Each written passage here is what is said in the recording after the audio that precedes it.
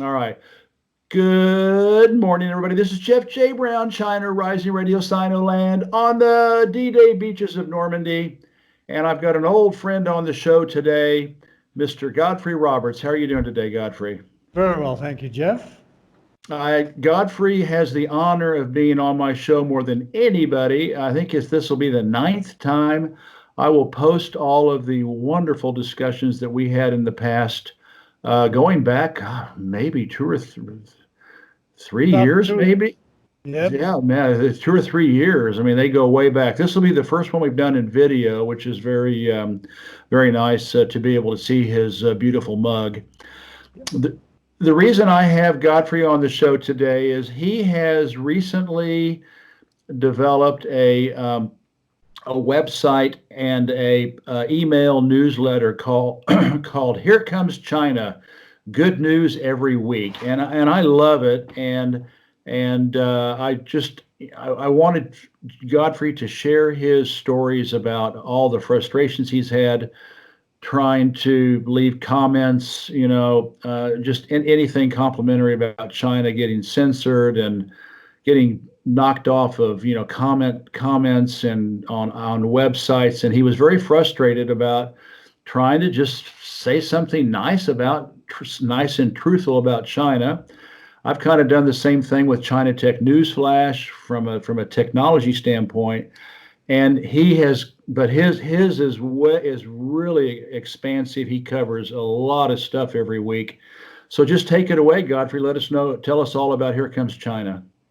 Okay. Well, it started when I started writing my book, and I began subscribing to every newsletter about China, just so I would have a ready source of fresh information, because it's a moving target, as you know, Jeff. Yeah. It changes so quickly.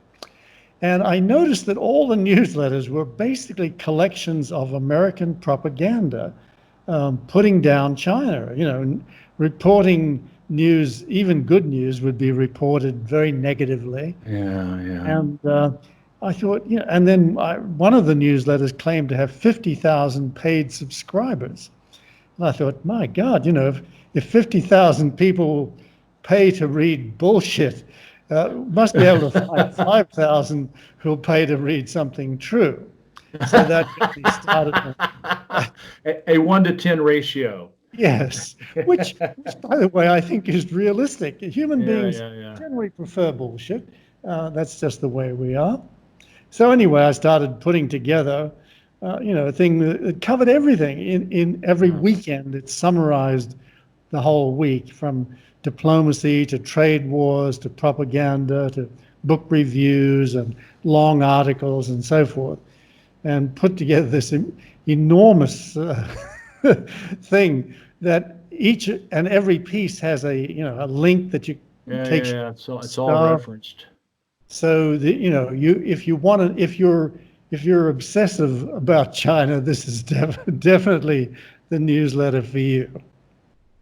Yeah, it's called Here Comes China. Good news every week. I love it. I'm already a subscriber, and I understand it's starting to catch on. How much is it a week? It's $4.99 a month, or 50 A bucks a month, year. Yeah, it's 50 it's bucks a very year. cheap. Okay. It's Yeah, very yeah, yeah. Compared to some of the other pay portals. Yeah, I pay Well, I 10 can bucks. tell you I can't I can't it is so extensive. There is so much information. I can't absorb it all. You must be working tens of hours a week putting this together, because I mean I start scrolling down the email and I'm just like, when is this going to end? So there's something for everybody. There's just all kinds of information. Just tell us some of the stories. You and I are both members of a group, a little private group called China Writers Group, and you would send us these screenshots of websites censoring you, and you even got a couple of snarky comments just for simply saying something factually correct about China.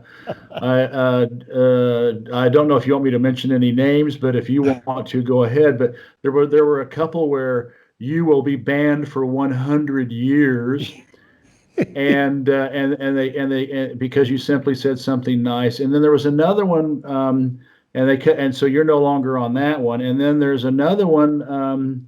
I think it's the one with the 50,000 subscribers. You were even paying for them. You were even a paying customer, and you said something nice about China, and you got a really snide reply, and they canceled your subscription. Yeah. Tell us, and it's also Washington Post, New York Times, foreign relations. It just goes on and on and on and on. Tell us a couple about those first two, because they're really hysterical. Well, the stuff I write. By the way, the reason I comment rather obsessively everywhere on the web is because I'm writing this book, you see, about China. And one of the tips I got from a very experienced writer was get stuck into commenting and become known across the web have your name associated, with the subject. So that when the book comes out, at least somebody will have heard your name. So that's a good idea. Began doing that when I started writing the book 4 years ago. And by now, I'm sort of so well known that I saw a conversation about me recently saying that, do you think this guy, Godfree Roberts, is a real person? Or is it a group of people who are in like a bot or something? And I'll read you a typical comment from today in the New York Times, just to give you, an idea what I'm talking about. Let's see. Oh, yes. Okay, where is it? This is the New York Times. It was an article by a New York Times journalist who revisited China, and her father had been a journalist there. And it was basically a put down of China and how, Western journalists were being censored and not allowed to present their point of view about China. And I said, quote, "The author shares an attitude with most Western journalists who write about China, that the PRC represses other points of view. But that's not been my experience at all. We, the West, have subjected the PRC to endless attacks since we firebombed Wuhan in 1944, killed 40,000 people and left the city in flames for 3 days and nights. 7 years later, we were using biological weapons to kill civilians on the China-Korea border." Mm-hmm. And readers unfamiliar with these atrocities might ask themselves, what kind of media would fail to report such crimes? We've been sponsoring terrorism in Xinjiang and Tibet for 70 years. And again, hundreds of Western journalists have turned a blind eye. And we wonder why the Chinese view them with suspicion. We've done the worst damage, however, to ourselves. By failing to report honestly on China's accomplishments, we have allowed it to surpass us in education, diplomacy, economy, and science. Now it's too late to catch them. Even worse, most people are unaware that every Chinese in the bottom 50% income bracket own a home and have an income, plenty of food and clothes, safe streets, health insurance, a pension, and old age care. Their kids graduate from high school 3 years ahead of ours and live longer, healthier lives.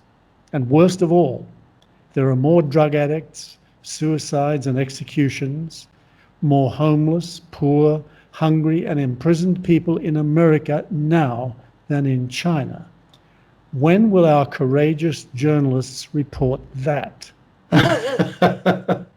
And to their credit, the New York Times published it.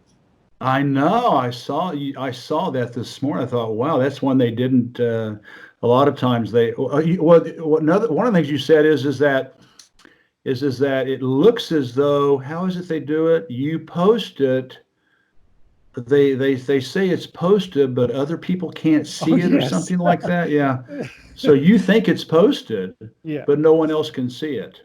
I don't know if the New York Times does that, but the Financial Times has this cute thing whereby, you post something that contradicts that. By the way, the Financial Times is owned by a Japanese company, and you post something positive about China, and you go to check on it to see if they've published it, and yes, it's there. But then you find out that you're the only one who can see it. Singing to the choir. Yes, exactly. Well, as long as we're naming names, tell us about the two hysterical ones about Axios, and then there was that other one where you will be banned for 100 years. Which two were those? Yeah, it's some guy with a blog on Substack. I don't remember his name. He's not a famous name, but it was a post like that New York Times thing. A comment. It just was very factual and easily checked, but he was deeply disturbed, and he went to the trouble of creating a special message and a block on me. And now whenever I try to comment, it comes up in red and says, "You have been banned for posting for 100 years." And what was the other one? And also Axios. That was another good one. They came back and said, you are no longer. I can't remember. It was really rude. And then they just canceled your subscription. Do you remember what it was they said? Yeah, no, I don't remember, because I get a lot of insults. That's one of the things that goes with commenting, reporting honestly. Yeah, people are not accustomed to that. And by the way, Jeff, I've come up with a theory that your listeners might want to think about. Why people are upset. They get very upset, and I say, well, look, what exactly have I said? Is something I said incorrect or misleading, and then they start, swearing. And I realize that they know I'm wrong, and they don't know why I'm wrong, but they know. And the reason they know is that they've been told something 1,000 times. Yeah. And by that time, it becomes true to them. They've genuinely, deeply absorbed. And I've had people, even in face-to-face conversations, when I said, well, look, nobody was murdered or killed or even injured or even had their feelings hurt in Tiananmen Square. And I explain why, and it's pretty obvious. And they become like angry and just emotional, as though they were there or lost a loved one. These are like, and because they know that these poor children were murdered, millions of them were murdered, but they can't quite put their finger on how they know, because they've been told it. So, repetition, propaganda, it works great. Yeah, absolutely. Well, listen, is there can you say for the people that may not see the article in writing and access my article and or take the time to look at my notes in YouTube and SoundCloud and iTunes and all that, can you tell us the website that they need to go to for those that can't see it visually? No problem. www.herecomeschina.com. That's easy. Yep. www.herecomeschina.com, all run together. Yep. All right, sounds good. Well, listen, I just got your latest one this morning, and I'm going to take a look at it this weekend. And it looks like you tried to get them out on the weekend, right? Saturday. You try to put them out on Saturday. Because you need at least a weekend to read the damn thing. Yeah. There's so much in there. It's just unbelievable. Well, listen, Godfrey, this has been very encouraging, and I hope that people will take the time to go to his website, www.herecomeschina.com. Hope you'll sign up. It's not that expensive. There's a lot of others. It's $1 a week. And it's quite a deal. So I can promise you, from what I've seen, I mean, it's all, his website, my website, and China Tech News Flash, and you're covered. My God, you know more than 99% of experts. Yeah. And talking heads. Well, listen, Godfrey, thank you so much for being on. I'll get this out, and hopefully you can blast it out in your circles. And take care. And I'll be seeing you hopefully in September when I come back to Chiang Mai. Look forward to it, Jeff. All right. Talk to you later. Okay, bye. Bye bye.